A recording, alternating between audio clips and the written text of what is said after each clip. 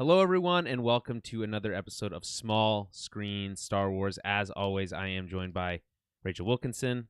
Hello. And I am Julian Mush. We are going to be talking about The Bad Batch today, Season 2, Episode 9, The Crossing, which I don't really feel like is a great title. Yeah, what was that title about? I was trying to sit there and think, like, what was that title in reference to? I think maybe no clue. they got their titles mixed up. Like Entombed should have been this one. And then the one where that was called Entombed, which also had a tomb, I guess, but could have been called this. So I don't know. Yeah, I don't know. Like, the only thing I could think of is if it'll make more sense with the next episode, because this is obviously like a 2-episode arc. They're not just gonna. Next episode. So I don't know. Called...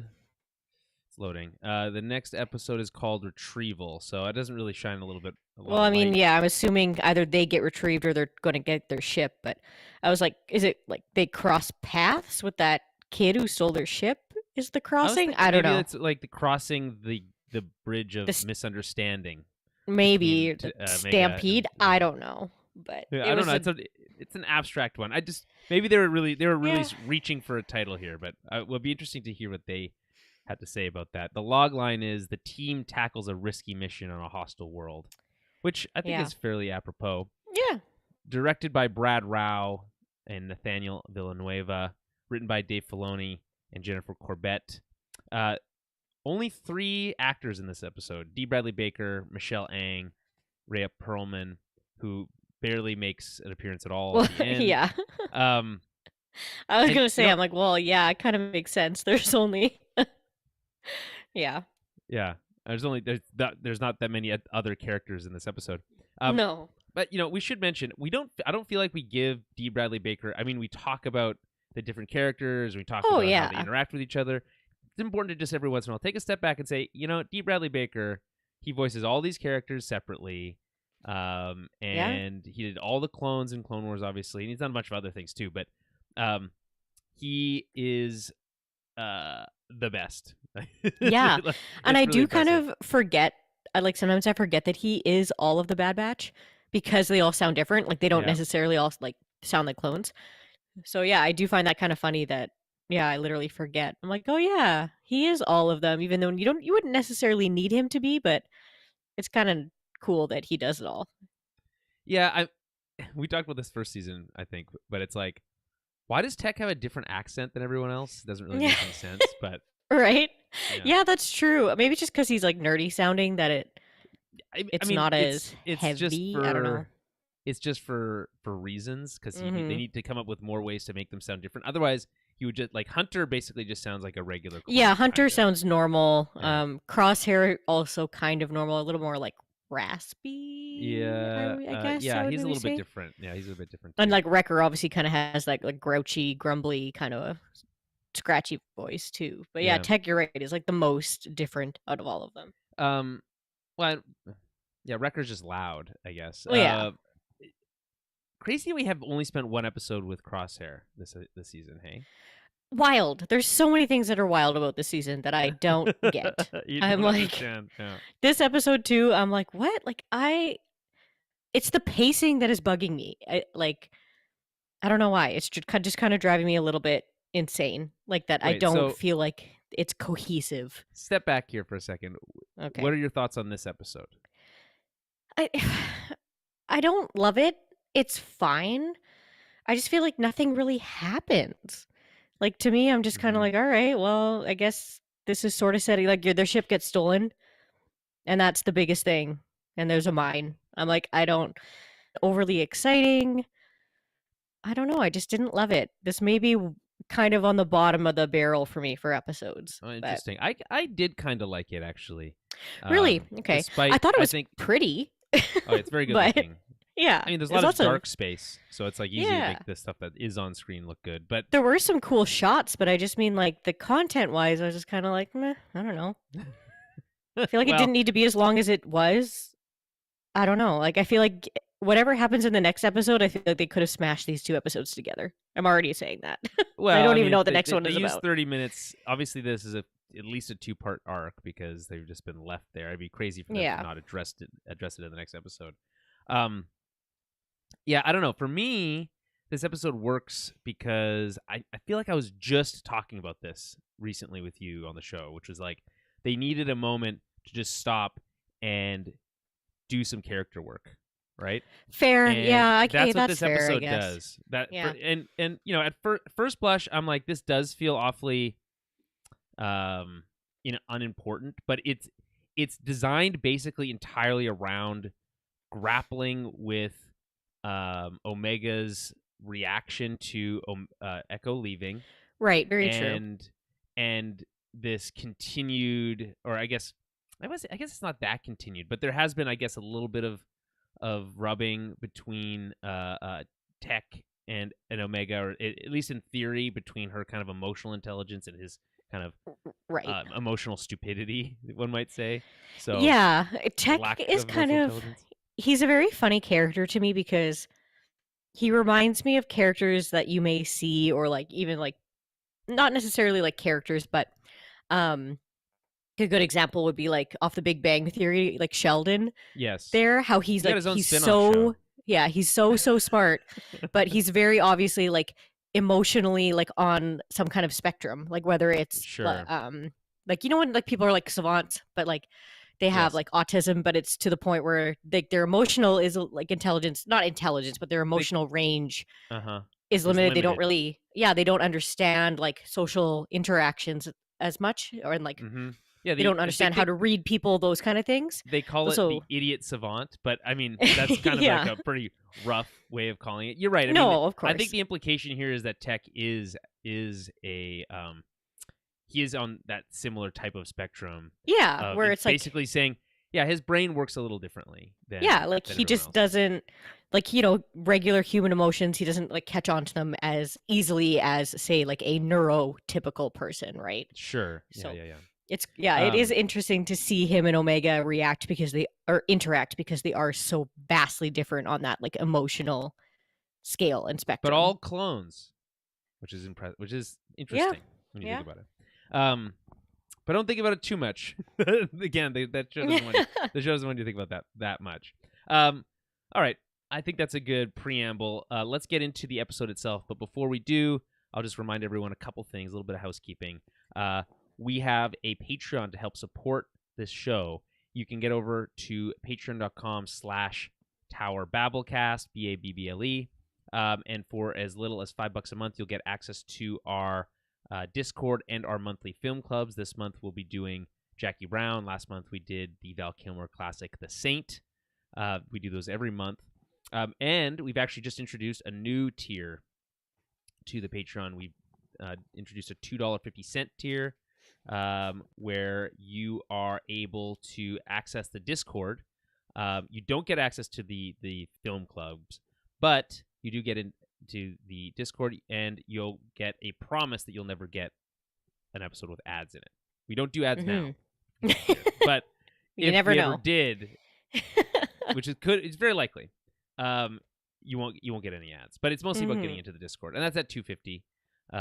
And we encourage you to jump in on that if you haven't done so already.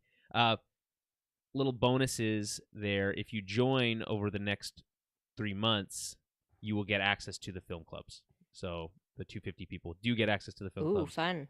Over the next 3 months, including the backlog, so you can go back and take a peek at those as well. There's we were doing the math yesterday on the show with Jeremy, and there's got to be at least 36 of them, I think. Oh wow! Okay, at least at this point, it's a good amount of episodes. Yeah, I feel like it is, and they're all about an hour long. All right, just like our episodes when we cover a half-hour episode of cartoon. Yeah, but don't judge us for that. Okay, we're chatty. Okay, most people like to have a podcast that lasts about an hour. At least I do when I'm listening to them. Yeah, I would hope so. Anything shorter than that feels like you're getting shortchanged. Yeah, you can turn us off. You're not allowed to say gypped anymore. That's not. You're not allowed to say that. That's you aren't allowed to say that. Yeah, at first I was gonna say it, but then I didn't say it, and I'm not saying. I use the word as in reference to the ability to not say it, not that I said it in that context. You know what I'm saying? Yeah. Okay. Well, in case nobody knew, now you know. Because the gypsies don't like it. No. Yeah. It's not cool. And I'm half Hungarian, which means I'm almost certainly part gypsy. So I don't know if that makes it okay or better, but anyway. Okay. Also, follow us on Twitter at Tower Babblecast. You can yell at me for using the G word. Yeah. And Facebook.com/Tower Babblecast. And if you want to send us any comments, questions, or concerns, towerbabblepodcast@gmail.com. And the website is towerbabble.ca. Okay. With all that out of the way, let's get into The Crossing. Again, why it's called that, no one will know. Where do we begin? We begin with a shot of an unknown planet. It's got a red rock, sandy rock look. Looks like Monument Valley in Arizona. It is shown with the music playing over it that is very nice. Spanish guitar, classical guitar, if you've been watching The Last of Us, it was very similar to that. The guitar riffs we hear in that show, which, so I don't know if I've said this on the show before. I'm sure I have, but classical guitar and its more modern version, Spanish guitar, which is a more complex and faster version often, but similar in style. The pluckiness of that on acoustic is like catnip for me. I just love it so much. Very pretty. I noticed that right away in the opening scene. I was like, ooh, I'm like, we're switching up the musical tunes a little bit, and I liked that kind of. I wasn't too sure if it was like Spanish guitar or like a mandolin or whatever, but I definitely got that kind of that vibe too. And it's very much associated with Western. Yeah, Western. Exactly. And Westerns, like the traditional movies, and other things. But again, the most recent example would be The Last of Us. Gustavo Santaolalla does the soundtrack for that. He did the soundtrack for the video game that the show is based on as well, and they pull the music directly from the game, and it's gorgeous. So if you're not interested in The Last of Us, at least listen to the music. It's just beautiful. Anyway, they're using similar style here, and I think obviously the intention here is to create a connection between what they're about to show you and Western cinema. So there you go. The Marauder lands in a clearing of red rock formations. As the crew disembarks, we linger on Omega for a moment, who doesn't seem necessarily as excited to be there as the rest of them. We learn from Tech that they are there to retrieve Ipsium. Ipsium is very combustible but valuable. What did he call it? Not a element. It's a unrefined fuel kind of thing. It's a substance of some kind. At first, I thought it'd be rocks because they're like, oh, we've got this mine and we're gonna go get some stuff from this mine. But no, you need to like suck it out of the rocks. Right. It's a liquid. Sucker. Yeah. Yeah. Mm-hmm. This is another kind of ore, I guess, for lack of a better word, that is similar to coaxium. I was going to say, like coaxium. Exactly, which we saw in Solo, of course, which has similar properties, right? Valuable, yet hyper unstable. Yeah, and explosive. Very unstable, yeah. And rhydonium, which is also from Star Wars, which we saw in The Mandalorian Season 2, when they're like robbing that train. That was it. Like, not a train. There is a train robbery in that show. That's more in Book of Boba Fett. But in Mando Season 2, when they're like aboard that like giant, it's got wheels, which is again weird for Star Wars. You know what I'm talking about? That's the episode where he takes his helmet off, technically. Right. Yeah, it's like a spoilers. I don't know. Crawler, military crawler. It's like a crawler thing, but it's not. But it doesn't walk; it rolls. Right? No, it rolls. It's got cars, but it's not a train. It's long. Anyway, it's a caravan. Maybe they call it. I don't know. Looks cool, so it exists. Yeah. Okay, so that's just it's another made up substance for Star Wars. They often use similar phraseology. So coaxium and ipsium are similar sounding. So it makes sense to me. So I know it's funny that they're all like that. I mean, there is like I don't know if there's any like analogs to real world substances. I think it's pretty easy to ship around oil without it exploding, right? Yeah, I don't know. I don't know enough about chemistry. I'm sure there's like liquid or gas, like whatchamacallit. Yeah, I mean, things that are like unstable if you like shake them around and stuff. I guarantee there are some, but I wouldn't know what they are. I'm sure there is. I don't know. I mean, I know there's like uranium. In my day job, that's for making reactors. Yeah, it's unstable Right? though. You can't like touch it. But it's not explosive. Yeah, it's fair more enough. radioactive. That's a different thing. Fair.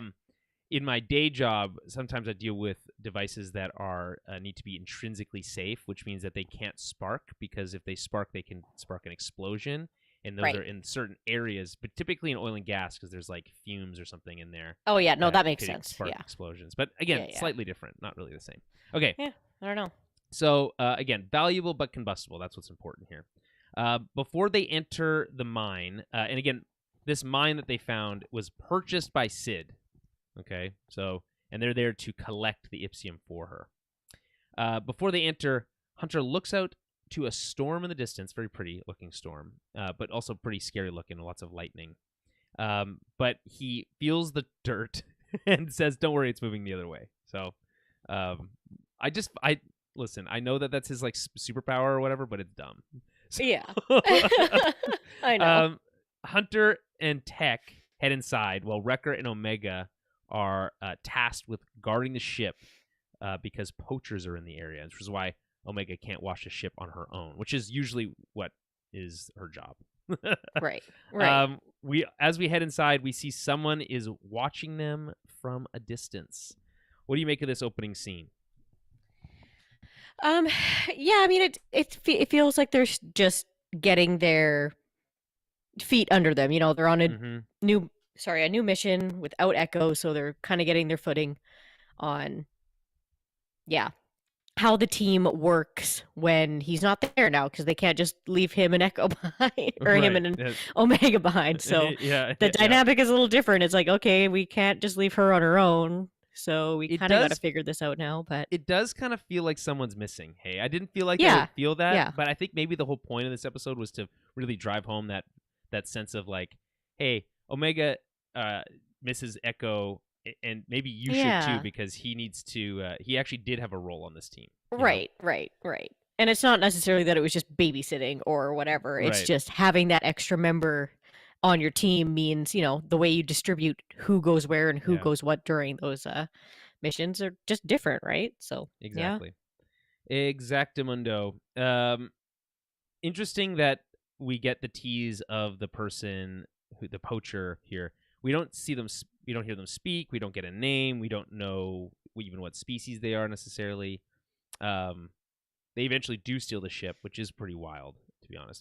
The other thing is funny is that I was just were we not just talking about how cool the ship was? Yeah. we were just talking about that, and obviously, like in Mando, they blow up the spoilers. They blow up his ship in that too, and people were pissed about that. Yeah.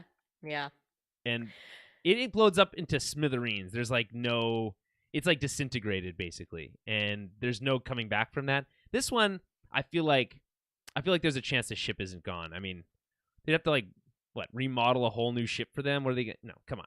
They're gonna get this one back. What do you think? I think they are too. Like, I don't think, because of how much emphasis they put on it being that Omega put on it, them being their home and all that, like, I do think they're gonna get it back. I feel like that's obviously what the whole next episode is gonna be about, is either Omega. It's going to be, I don't know, kind of go one of two ways. I think they're going to get it back, but if they don't, it's just going to be another one of those kind of like losses that she just has to learn to deal with. Yeah, where it's like, it's possible that that's just her lesson she has to learn. Bad things happen, and you have to figure out how to figure it out. Yeah, but I mean, I don't know. Like, I don't know why they would just get rid of that ship for that reason when it's like she's already learning about. Yeah. Yeah, and it's kind of a crappy. It's kind of a crappy way to like have it. Like, oh, it just got stolen by a random person and we'll never see it again. Well, and that's the thing. They make that person look really like mysterious, and it's like, oh, okay, like who's this? Like, it's obviously going to go somewhere.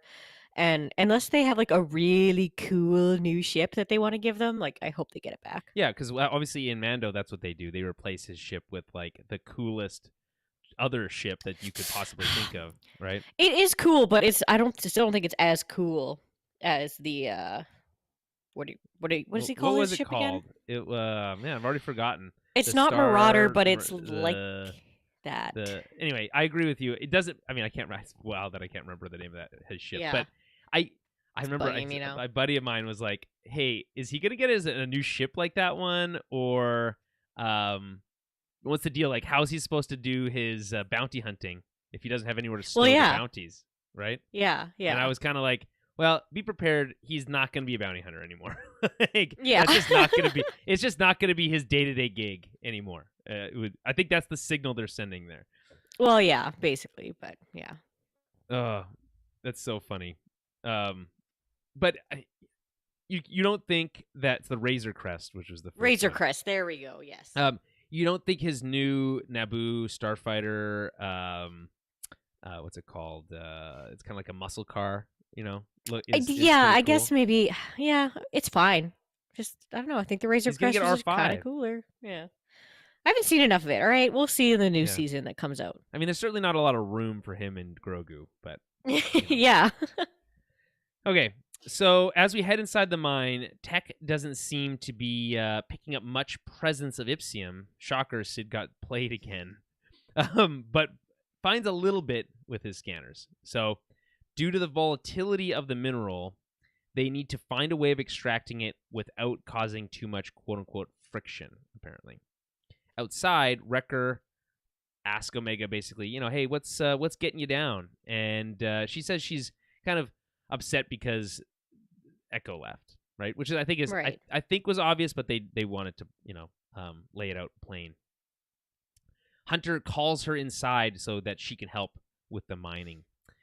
Due to her size, they use Omega to extract the Ipsium from the fossilized quartz, is what they called it, using a drill and extraction tool. And I'm going to be honest, this like multi-tool drill, like needle extracting thing is very cool, in my opinion. I just love how it was designed. And the way it kind of like sucks it in and then like squirts it into this little tube behind it. It's really cool to me. It kind of reminds me of like a weird like medical tool for some reason. Like I don't know. Out of aliens. Yeah, exactly. Like something that they would use on like brains or like whatever. Yeah, exactly. Yeah. Like a torture device, but yeah. Yeah, it could, I mean, it would certainly be an effective torture device. And by effective I mean deadly. Yeah. So meanwhile, the stranger that we saw earlier uses a speeder to approach the ship. This isn't going to end well, as we talked about already. As the batch gets ready to leave, Hunter senses something and starts running. We hear the Marauder taking off, and it appears around the corner, flying off into the distance. Too late to stop it. I love Omega yelling, "Stop!" Yeah, like always gonna hear so funny. You. Like they could hear you, or if they could, they would care. It's cute because it's a thing a kid would do. Well, yeah, it's like it's an accident. It's like no, they're trying to take it. Yeah. No, stop! It's ours. Oh, I'm sorry. Yeah. Sorry, that was a misunderstanding. Yeah. I do love that they're like, oh yeah, this highly unstable, super dangerous thing. Mm-hmm. Yeah, we'll just send the kid up there. Like she's got it. She's good. Yeah, she's small hands. Good, And she's definitely getting that like kind of whatever teenager like attitude where she's just like exasperated all the time, no matter how they're talking to her or what they're saying to her. Like just sassy. Yeah, well, she's just a little emotional in this episode. Yeah. So yeah. Omega asks if they can get it back, but she doesn't really get an answer. They basically just ignore her. And they start bickering amongst themselves. Hunter at first gets mad at Wrecker for not watching the ship, who then blames Tech for parking it out of view, who then deflects by saying there was nowhere else to park, basically. Well, if you hadn't parked the car in this dangerous neighborhood, maybe we wouldn't have had her hubcap stolen. And he's like, well, that was the only place to park. And he's like, yeah, with meters. Or whatever is the line from that is a really funny reference. I'm like that they do kind of sound like a couple fighting about where the car is parked. Yeah. Yeah. Tech suggests that they investigate a spaceport 40 kilometers south, and they basically have no other option because they don't have the ability to call for help without some ability to boost their signal.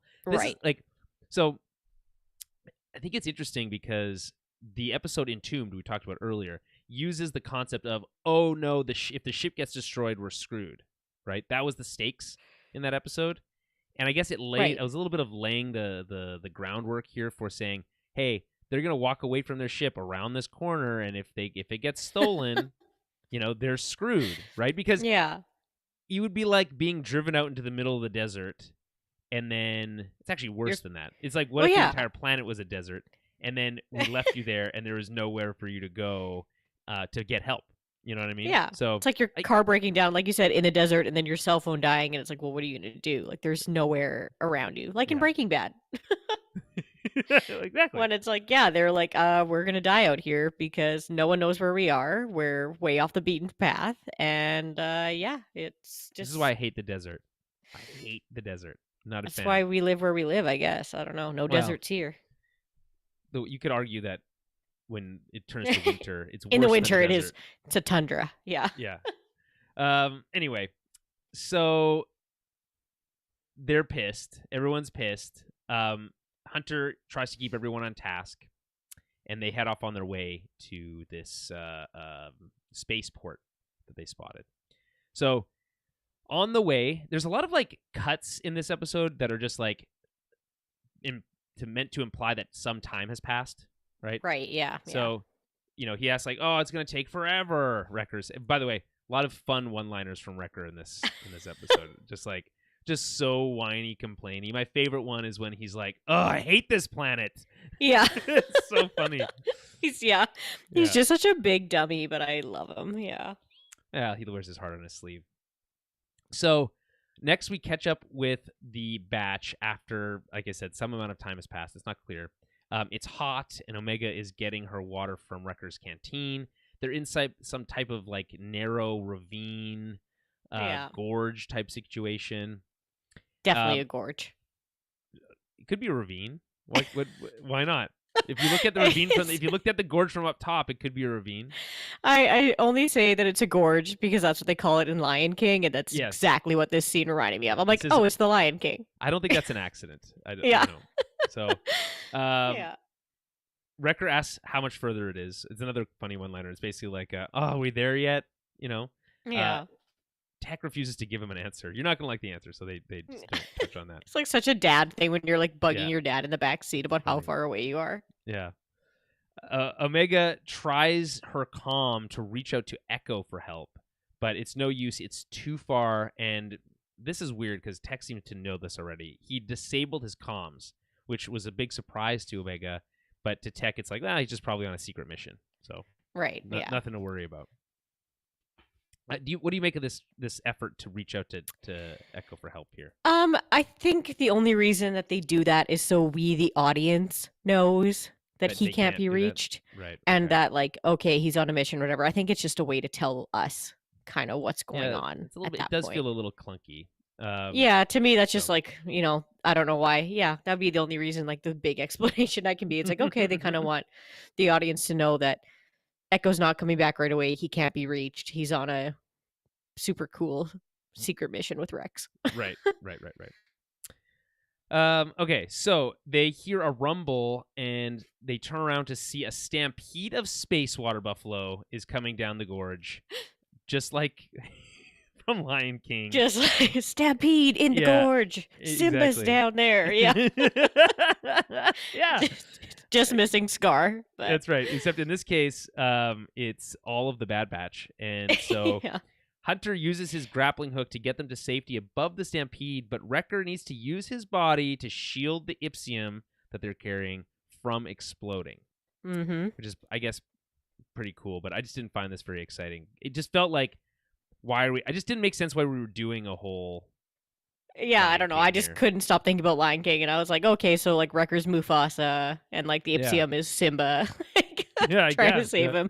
They even like scale up a tree to like try and get safe. I was just kind of laughing. I'm like, it's literally. I'm like, if somebody gets carried away by one of these water buffalo or one of these like space deer, I was waiting for laugh. one of them, like one extra one, to just like come out from behind, like they do in Lion King. But I was like, okay, but I'm like, obviously no one's gonna die here. We're not doing full blown Lion King. That's not this episode. Yeah. No. Although I feel like you could have done something like, oh no, now Wrecker's badly injured, so he can't lift giant boulders like he does in like the next scene. So did you notice like how So right after this scene happens, when they look back at Wrecker, how beautiful for no reason they made the like debris falling on Wrecker, like kind of softly and like the light. And I was like, why are they making this shot so beautiful for no reason? Because they didn't have a lot of like they didn't have multiple Yeah. assets to deal with, so they have to like just make the ones they had look extra good. But it was gorgeous. Like I was like, what is happening? That's a beautiful that looks like beautiful artwork. Like it'd look better if he was like shielding a person or like a baby or something. But no, that's like, fair. That's a good catch. Yeah, it was incredibly beautiful. I'm like, that's just really great animation there for that's whatever reason. But that's our weekly shout out to how good the show looks. Yeah. So yeah, I noticed that they put extra effort there. So that's right. If any of you animators are listening, I saw you. I saw what you did there. I see you, as they. I see you. I appreciate you.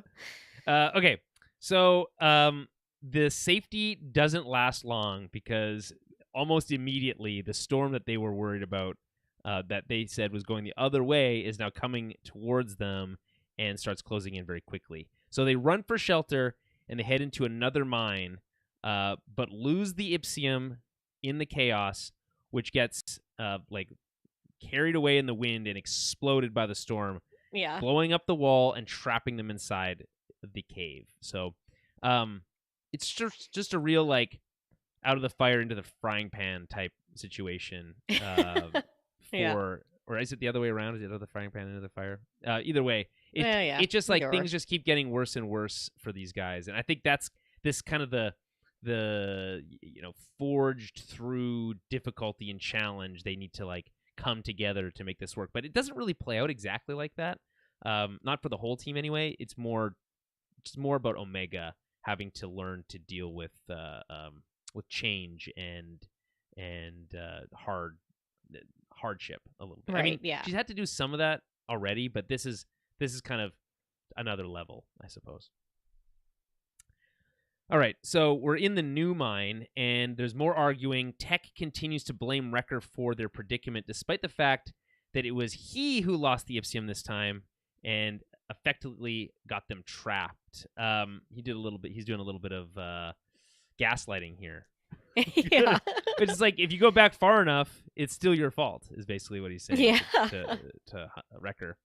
Hunter doesn't have the patience and once again gets everyone back to work clearing the rocks so that they can escape. What I really appreciate, I think what I learned more to appreciate about Hunter as a character in this episode, because again, this is a character episode, so we're here to learn things about the people, right? This is not about moving the plot forward necessarily. So what we learn here is that one of Hunter's biggest strengths, and I think that they kind of talked about this when we were making fun of it last week when we were talking about how as a team, their methodology is improvisation, right?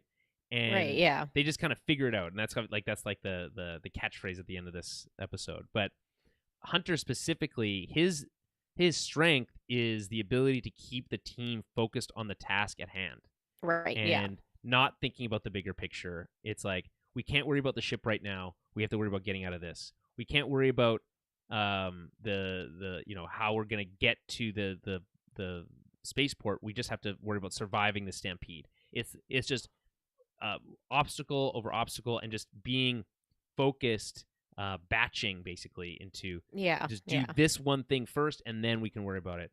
The old, we'll cross that bridge when we'll get to it. That's kind of like his motto, I guess, basically.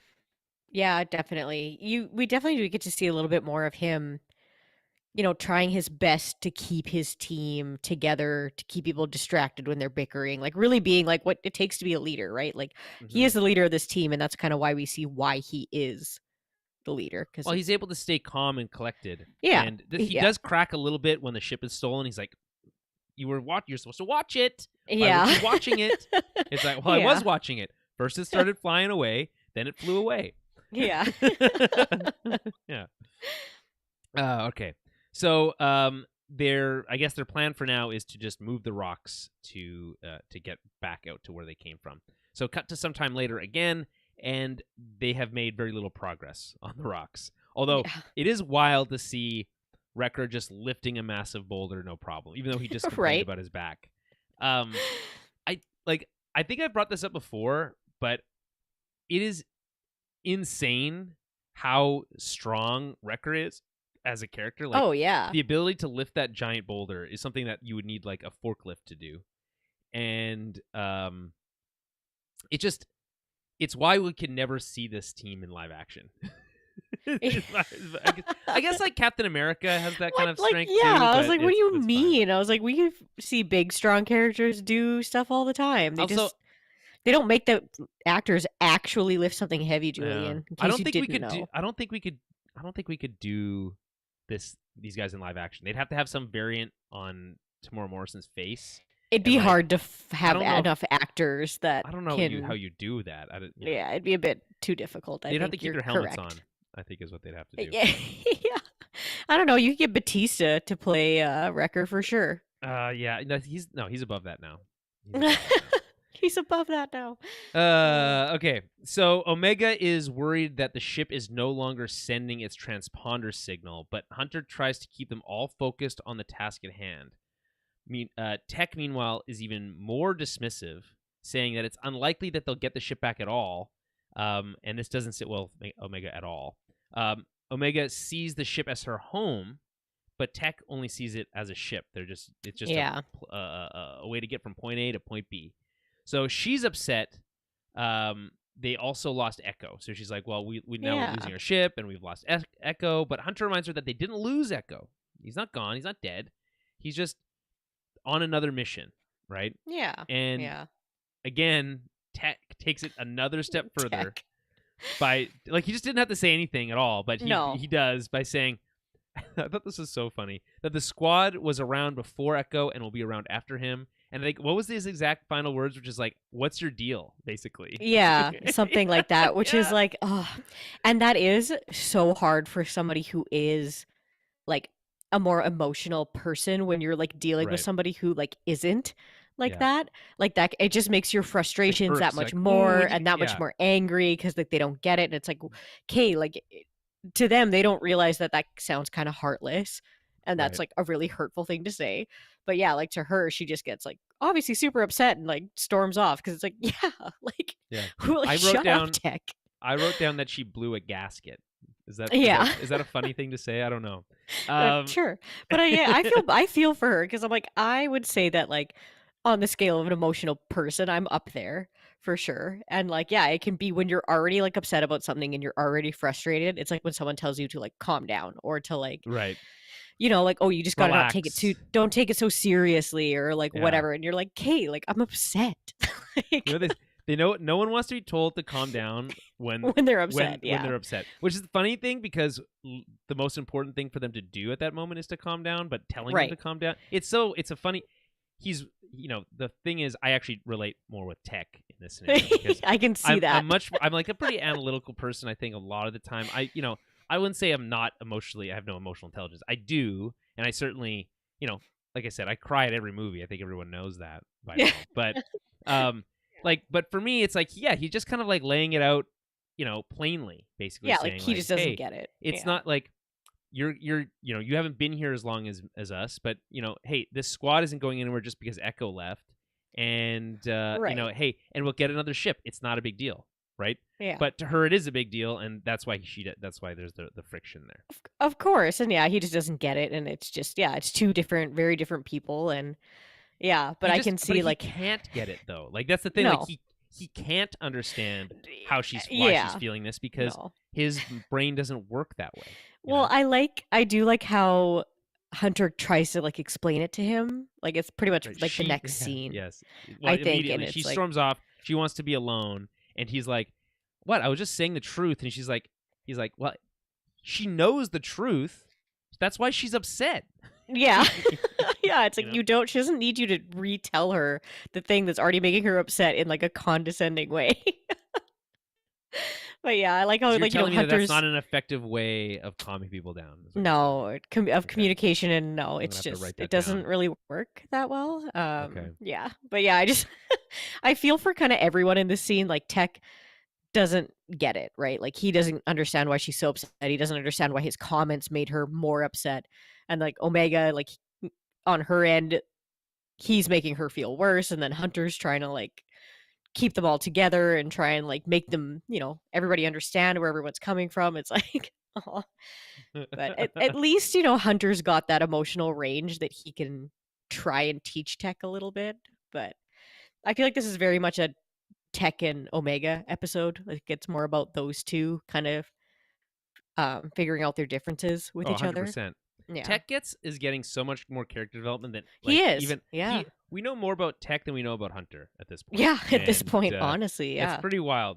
I would like to think that we would get more exploration of the other characters, but I just don't know if the other characters have the depths to mine. Like could we do an episode like this with Wrecker? I mean, I don't know. Maybe not obviously exactly like this, but I don't know how much you could explore there. Maybe with Hunter, I know there's more to explore there with Hunter, but it's more about like the dramatic stakes, and it's more about kind of like right versus wrong, and what do you do in a world? How do you take care of a kid in a world that isn't safe for them, and all that kind of stuff. That's more kind of what he's struggling with. I think we understand him more innately, and Tech comes off as more. He's a bit harder to read. He's very robotic in a lot of ways, right? Yeah, so I think you're right. I think it would be kind of hard to get anything else out of Wrecker because he is a little bit more not like one-dimensional, but Wrecker is Wrecker. He's he's emotional. He's strong. He's scared of heights. Yeah, he's kind of a dummy. But he's got his smart aspects too. But we don't really need like a development with him. We don't really need to see Wrecker learning new personality traits. Would he learn like what would his arc be like? Does he get That's smarter? What I mean. Does he get I don't in this case, I don't know. Tech was in a kind of he's in an emotionally stunted place, and now he's kind of learning how to engage with this this other side of him that he's not as familiar with. See, that's compelling television in my opinion. So anyway, Omega heads off into the mine. She's kicking rocks, sulking basically, and as she heads deeper into the mine on her own, she carries her lantern and she wipes away some tears. This is, I can, again, I'm not a complete robot. I can relate with Omega. When you kind of have these like big emotional blow-ups, kind of the follow-up to that is this kind of like big letdown, and you kind of start, you might cry for no reason at all, and so she's kind of just feeling her feelings here. Yeah, I feel like this very much even just reminds me, like, I have two brothers that are much, much older than me, like 7 and 9 years older than me. And, like, I totally have probably felt that way as a kid when it's like, your brothers are picking on you or you're mad about something and they're teasing you or whatever. Right. And you're just like, you're all in your feels and you're all emotional and they're just being brothers, right? And you have to go storm off to your room, like when your parents aren't home and like they're the ones taking care of you. And you have to go pout in your room. Why and are they so mean later, to me? Your brothers kind of like, they would shuffle back upstairs and be like, "Oh, are you still mad at me?" Like, yeah, that's funny. Yeah, I can relate with her on that level of like just being so mad at the people that you like love. But yeah, and I think it all comes down to that. I think and we'll see even that conversation later with where it all comes to a head. But to her, their unit is more than a squad, right? And I think that's kind of the crux of this whole thing. So yeah. She carries her lantern and wipes away some tears as she finds a good spot to sit. She turns her lantern off, which I thought was a silly idea, and because there's like no light in there at all. Sometimes you just gotta pout in the dark. You just want to enjoy the dark. And then she sees a blue glow coming from down the cave. Turns out it's coming from a small hole, so she uses the drill to open a larger opening and sees a cavern inside filled with Ipsium. Very exciting. Back with the rest of the batch, they continue to move rocks, and it's agreed that it's going to take too long.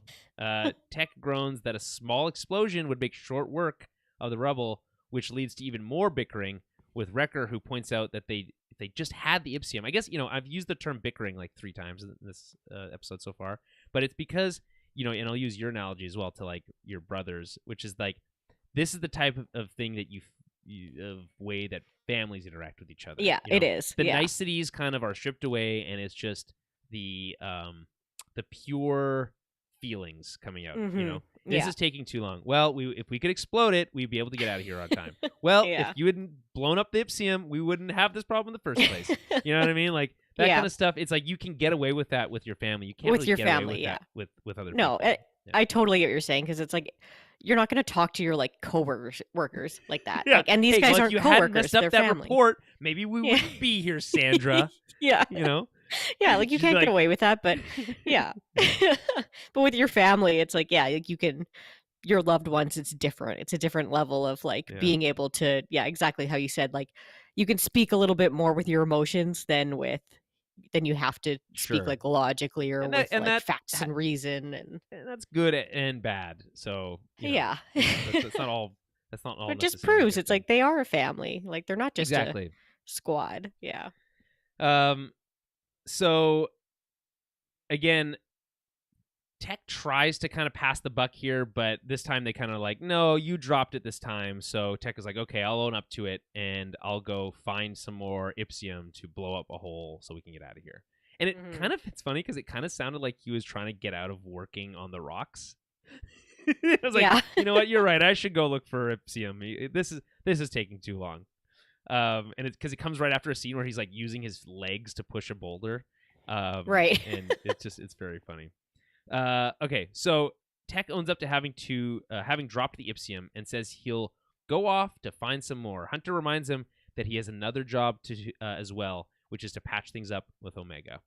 I like this line from Tech. He says, "But she said she wanted to be alone." Tech is the kind of person who would be like, someone would be, if you had a girlfriend, they'd be like, I don't want anything for Valentine's. Don't even get me anything, right? And he'd be like, all right, okay, great. Yeah, she said she didn't want anything. She didn't want anything. Yeah. And then Valentine's would come around, and she'd be like, "You didn't get me anything." Yeah. Like, well, you didn't say anything. You said you didn't want anything. Like that's the exact kind of dude that Tech is here, which is funny. Yeah, the kind of guy who will just be like, if you tell him that you're fine when you're not, and then he would just be like, okay, great, all right, sweet, you're fine. Yeah, sounds good. All right. End of this conversation. Is solved then. Yeah, great. Yeah. Get back to me when there's an issue. Yeah. Meanwhile, Omega is getting busy extracting the Ipsium she found. Tech finds her working. He warns her that she's surrounded by enough Ipsium to take down the whole cavern. I never felt like the Ipsium was that scary, to be honest. They give it a lot of lip service. But by the time she's like holding on to that like piece of it before she falls, I'm like, this shit's not exploding. Give me a break. Yeah. You know what I mean? Yeah, I agree with you that they don't make it seem that scary at all. Yeah. Right. I mean, I don't know. I don't know what you do other than like accidentally trigger some and be like, oh, that was a close call. I mean, but like in this case, it's just like I just feel like the danger's not really there. I will say though, when she falls into the pure blackness of that thing, I was like, holy shit. I was legit shocked and surprised that happened. Me too. When then Tech just jumps down after her, I'm like, what? That's so wild. What if it's just rocks down there? Yeah, I was thinking the same thing. Like, I mean, obviously, I'm like, okay, they're not dead, but like when you think about those characters and like they don't know that, and her just falling and him just jumping, you're like, holy shit, you both could have just died if that was a cavern. Like, you'd both be dead. Ryan Airy said in his friend of the show, Ryan Airy said in the Screen Crush recap that he basically. Tech is normally super analytical and would have to like calculate all the risks before jumping in. But in this case, he doesn't do that because he's looking to try to save Omega. Yeah. And basically the calculation is if she's dead, I'm dead too. Yeah. Which is a crazy thing to like. I'm trying to. It's wild. I tried to put myself in that position. And I'm like, would I just jump down after her? I don't know. Like does me jumping down after her do any good? I don't. How does that help? If she's dead and then I die too, is that better? Yeah. I don't know. That's just really. Yeah, for me personally, it would depend who that was. Like to me, it'd be like coworker, probably not. But like, yeah, my significant other, okay, that's a little different. But I'd be like, hey, are you okay down there? Worst. Hey, knock 2 rocks together if that's a yes. Just listening for the splash first. Be like, oh, okay. That's right. All right. Drop a rock down and like let it go. Tick, tick, tick, tick, drop a rock see, down after them. Watch out! I'm dropping a rock down to see. Yeah. Yeah. Remind me never to fall down a hole when you're around. Listen, I'm not planning on going splunking anytime soon, so if it makes you feel any better, I wouldn't jump in after you either. So I would also yell down into the cavern. I don't know. I just feel like I would be more effective alive at rescuing someone than I would be dead, is what I'm saying. Or 2 broken legs or whatever, you know? Fair. That's true. It's very, very true. We did skip over a moment, though. It's important that he's like, hey, you know, I was thinking, you know, that we should talk, basically. And she's like, listen, I'm working here. Can you mind your own business? And I want to get some of this Ipsum so I can blow our way out of here. He's like, oh, really? Because that was my idea too. So he's kind of got this, like, they're like this, like, oh, isn't that nice? We came to the same conclusion. And so Tech suggests that she kind of like continue to mine the ore, right? And that she's like, really? Do you trust me to do that? And like, I thought this was a weird moment because I think it's supposed to be a bonding moment, right? Where it's like, he responds in kind of the clunky, like just intentionally clunky. It's funny. I am fully aware you're capable of the task. Just like, oh, gee, thanks. And she kind of rolls her eyes at that. But I think, like largely she's like, oh, she likes to know. She's like happy to know that he trusts her to do this safely. Right. Yeah. But that was never really the crux of the issue.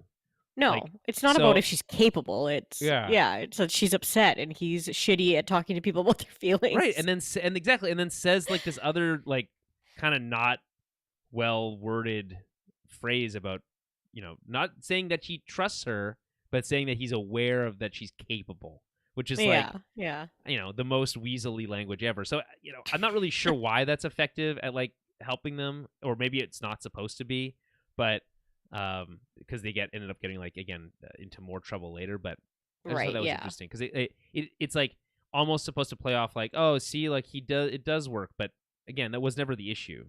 No one ever. She already saw her drilling for Ipsium. So anyway, so cut to her extracting the final vial. It's a little too far off the ledge, so she leans out, trying to, you know, do the job with one hand. But as she starts drilling, surprise, surprise, she slips. And at first, she's able to grab onto the ledge, but quickly slips and falls into the darkness below. Tech rushes to help, but he's too late. And after seeing her fall, he jumps down after her. We see that they fall into an underground river, although he calls it an aqueduct, and are being swept down the stream. Back with Hunter and Wrecker, Hunter senses something is wrong. I guess, you know, maybe he's the one who's force sensitive, to be honest. Like, we've been saying it's Omega this whole time, but maybe it's Wrecker, you know? But his like, ability to, like, sense the ground and, like, all that kind of stuff. I don't know. Or, sorry, did I say Wrecker? Hunter. You said Wrecker. Yeah. I mean Hunter. But he's a clone, so I'm like, where would he get his metachlorians They're all clones. Omega's a clone. Oh, yeah, that's true. Yeah, you're right. Never mind. Ignore me.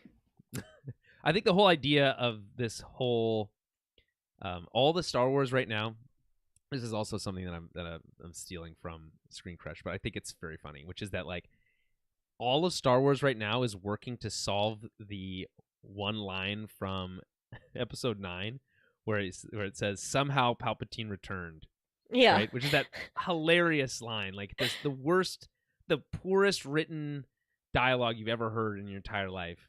And the mission of Star Wars is to just solve that line of dialogue. Right. But it makes sense when he says somehow Palpatine returned.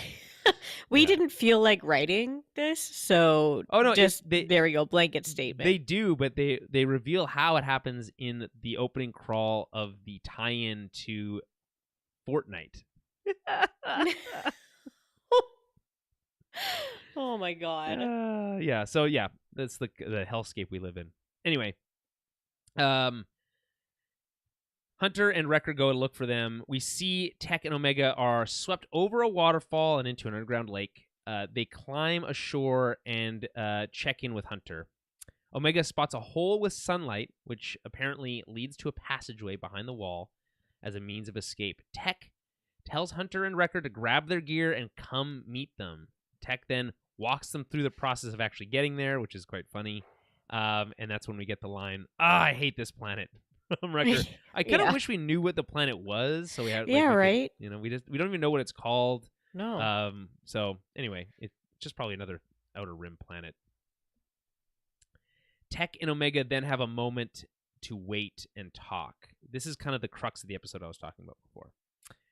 So Omega is still kind of down in the dumps about losing the ship, which means that they're stuck and that they can't contact Echo for help.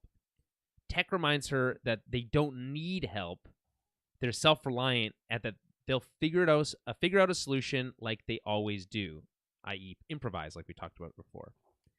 This triggers the underlying pain. She kind of reveals the truth about why she's been upset this whole time, which is everything is changing and you don't even care, right? So what do you make of that? Yeah, I mean, I think it's just that mix of how they don't understand each other, right? Like, he doesn't understand why she cares so much, and she doesn't, like, understand why he doesn't care at all. Yeah, she doesn't get it. Like, how can you not care? How does this not bother you? Like, why are you not upset when I'm this upset, right? Right. So, yeah, I think it's just kind of that, like... You should have just said, yes, because you're a dumb kid and I'm an adult and you got to get over it.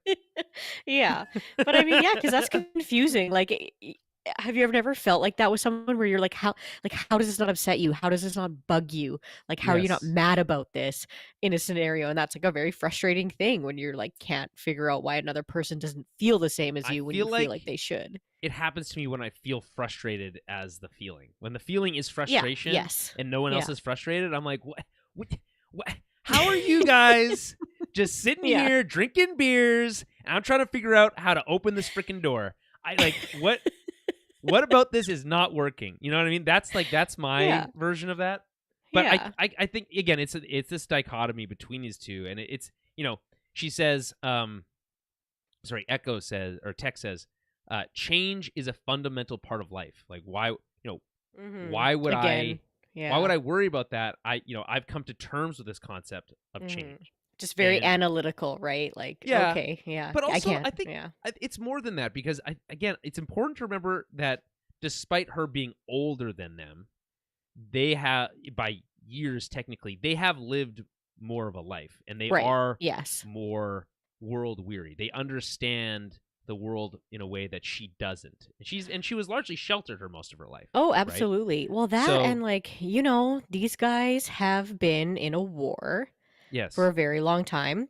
They've worked with other squads. They've worked with other people. They've seen probably a lot of death, too. Yeah, who knows? Maybe there's another squad. Maybe there's another member of Clone Force 99 that's dead, for all we know. And, they had one of their own brothers turn on them in, like, a pretty violent way, too. So, like, they've gone through a lot of loss that Omega really hasn't. And this is kind of her first baby steps into, like, not forever, but like losing somebody, right? Like she's losing Echo, and she doesn't really know how to deal with it because she hasn't really had to deal with. It's interesting because she kind of had emotional breakthrough with Echo. Yeah, which I think they kind of rushed to make happen, so this all felt a little bit more earned. But she had this emotional breakthrough. They kind of were connecting, and she's kind of had this anchor in her life with the stable piece, which is the ship is my home. This team is taking care of me. And now the person that I was connecting with is leaving, is gone. And I think to her, it means that, like, did Echo not care about our relationship? Right. Yeah. And, probably feeling a little abandoned too. Yeah. And it's we talked about the abandonment issues already. She has major abandonment issues. Oh yeah, of course. And so she's going through a lot of stuff that she doesn't really know how to process yet. And, I think, what I'm trying to say here is that, like, yes, I think she's being a little dramatic, Well, yeah, a little, yeah. And it's like, okay, it's going to take you, you will learn these things. You will, life will jade you to these, that you'll harden you against these things over time, right? You are literally wearing your heart on your sleeve. And the issue is that Tech is not able to empathize. And let her go through this 5 stages of grief or whatever she needs to go through so that she's able to come out the other side, right? He's not being supportive, he's just being dismissive, right? Yes. And that's the crux of it. Okay. Sorry, I had to walk through that on my own. I couldn't figure out what I was talking about. So Tech tries to tell her that they're soldiers and that they're trained to adapt to change, And who knows how many people they've known who've died. And then she says, hey, but we're more than that. We're a family, right? Aren't we? And right, yeah. this gives Tech pause, very similar to how he paused in the first episode when that guy was like, hey, we were around before the war too. He's like, oh, I never really considered that, right? Right, yeah. And I guess this is the first time that he's had to kind of, maybe he's heard her mention them being a family and yada yada yada. She usually calls them a squad, right? Right, but, yeah. This is the first time that I think he's kind of taking a moment to think, oh, okay, as far as families go, this really is the only family that I have, right? And so that I think he's able to.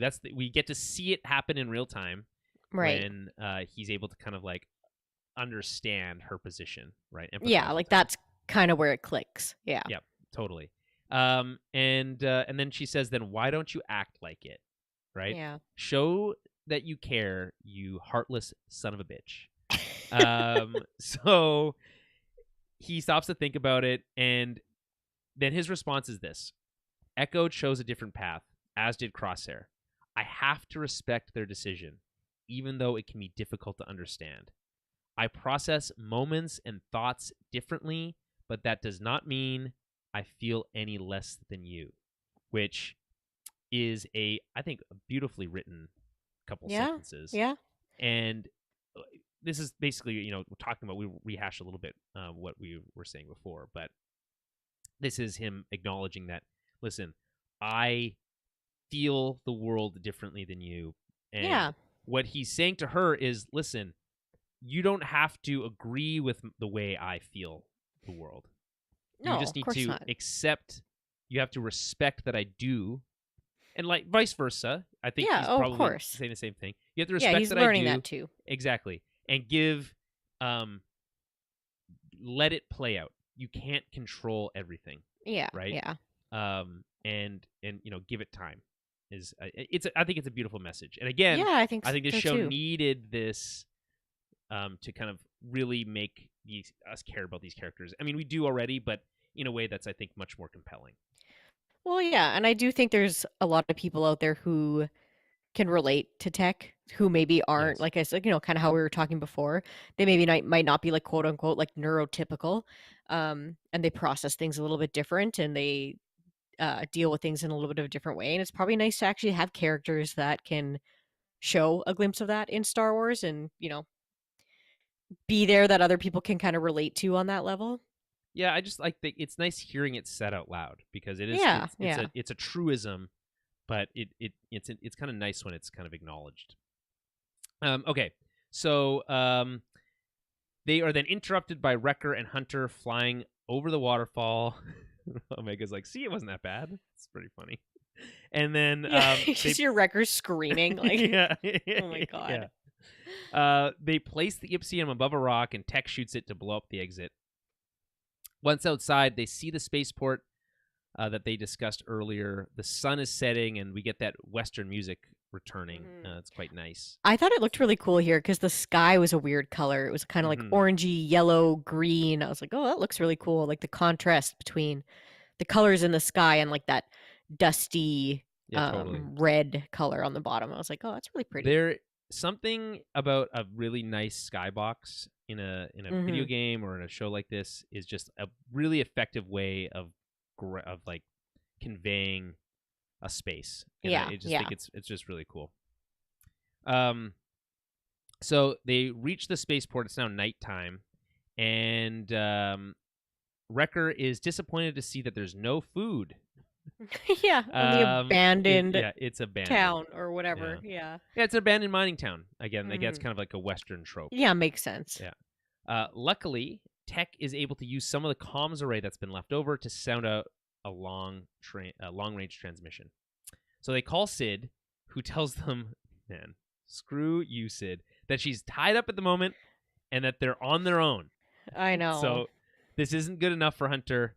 Omega pleads for help, and Tech reminds her that they were the ones who helped her when she lost her bar to Roland Durand and when they cleared her debt to Malegi. Now, remember, in that episode, Faster, with Malegi, we made fun of a lot, Malegi tells them that they can't trust her, that, he warns them.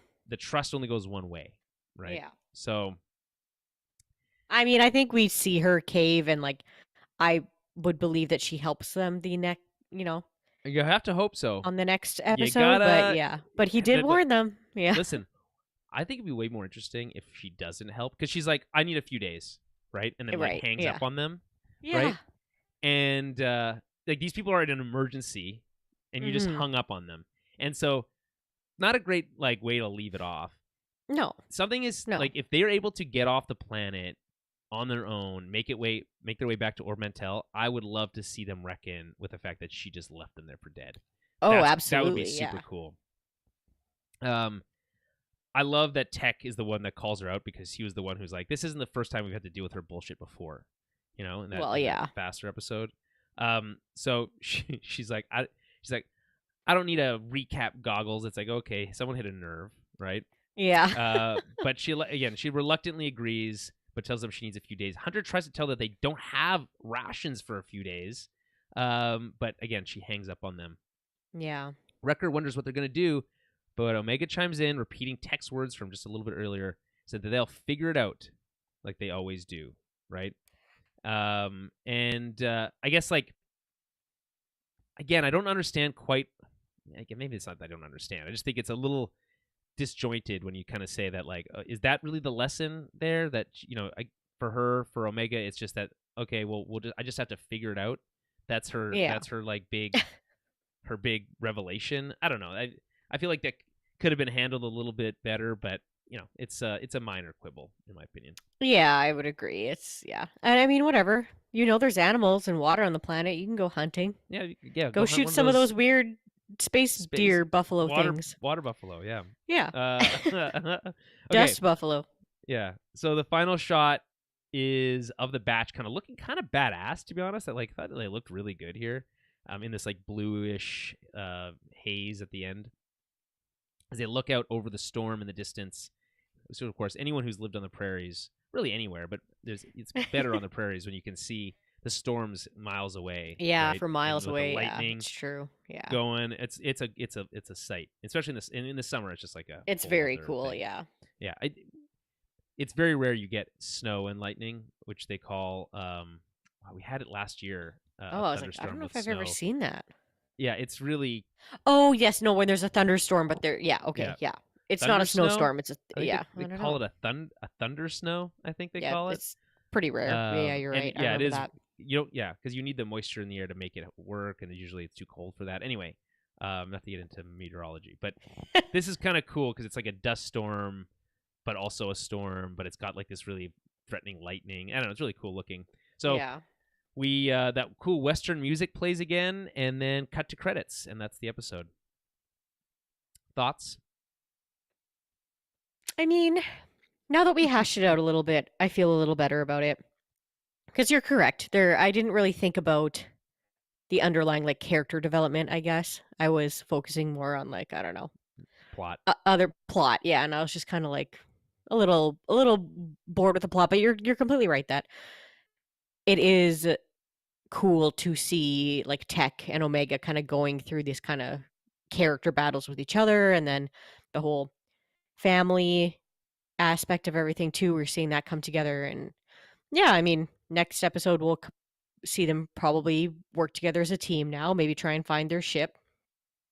Might just have to find their own way off world. We don't know if that ship is still on that planet somewhere or whether it's completely gone. It didn't seem like it was flying up to space. No, it looked like it was flying somewhere in atmosphere. Yeah, so maybe it is still on the planet. Yeah. Yeah. And maybe it was stolen for good reason. That's the other thing. Yeah. What if they stole it so that they could fight the Empire or something? That would be kind of cool. Maybe. Yeah. Right?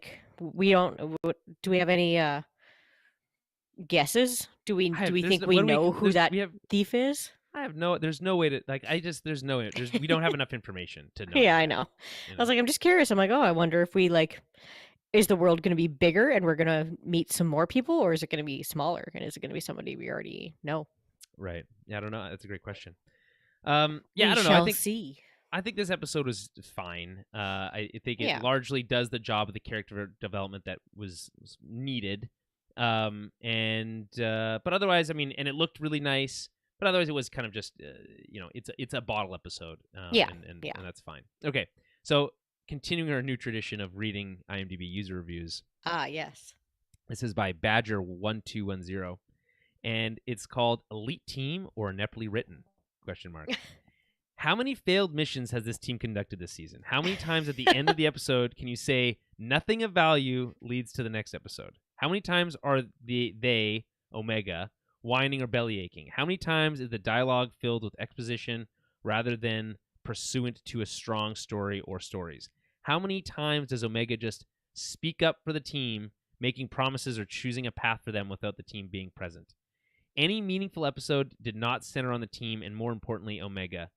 This season continues to be a conglomeration of unremarkable stories filled with inept characters, and for an elite team, fail far too often. Perhaps Sid should hire the Martez sisters.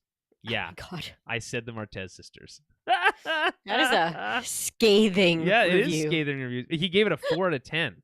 Or they. I'm not just going to say it's a he or she. It could be it's a they. No way to know. 4 out of 10. I think I agree to some extent. I think the idea here is that their skills aren't as directly transferable into from the military training they received into this kind of right. I get miscellaneous jobs that they run. Right? Yeah. So I would agree with that. It's different. It's not as tactical. It's a little Well, what did we see last week? I mean, we saw them, steal stuff off of a Venator, a Venator that was in Venator, ship. Exactly. That was in like park, crazy action packed. You know what I mean? Yeah. So dry dock. So like, yeah, and they were effective at that. They got in and out. And very effective. No one really even saw them barely. No. So I don't think that's inept. I do agree with the how many times is the dialogue filled with exposition rather than pursuant to any strong story or stories. I think that is a problem. Like we were talking about earlier, like why is Omega trying to call Echo? Like, would she not already know that she can't call Echo across the, maybe she's technically you can when you use the ship as kind of like a booster for your long range comms, but like obviously the ship's not there. So again, that kind of stuff feels forced. I've talked about this before. Tech does a lot of exposition, and the way that they do it is like, oh, well, that's just Tech. That's just the way he talks. Yeah. But because of that, it sounds even more exposition-y than it needs to. And I think that the scripts could use a little bit of naturalization. It could feel a little bit more organic, I think, at times. But yeah, I mean, I don't necessarily agree with like how many times does she speak for the team. She's the heart of the group, so she's going to be speaking on behalf of the heart, right? And that's fine. Anyway, interesting. We'll see what IMDb has to say next week. Next week, speaking of season 2, episode 10, Retrieval, which again, you're probably right, is about the ship, likely, or they're being retrieved. It's one or the other, or both. We'll see. I guess until then, there isn't much else to say, so we'll wrap it up here. Again, if you like the show, help support us over at Patreon, patreon.com/TowerBabbleCast, and leave us a review on iTunes or whatever podcast player of choice that you use. It's free. It only takes a couple minutes, and it makes a big difference for us. So please do that when you have a moment. But we'll be back next week with Season 2, Episode 10, Retrieval. Until then, may the Force be with you.